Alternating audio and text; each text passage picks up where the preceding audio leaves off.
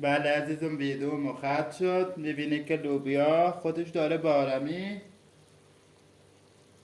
پخت نمیشه. بله عزیزم.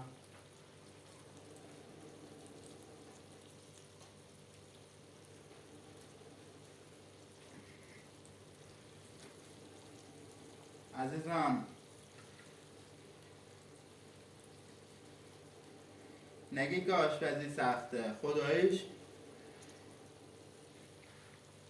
چرا سخت هسته، ولی با عشق همه چی آسون میشه.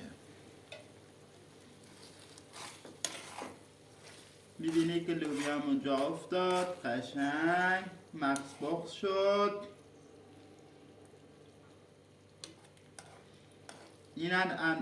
اینم از امروز، از غذای امروز ما، غذای روستایی ما. شما را به خدای بزرگ میسپارم تا برنامه بعد آشپزی دیگر.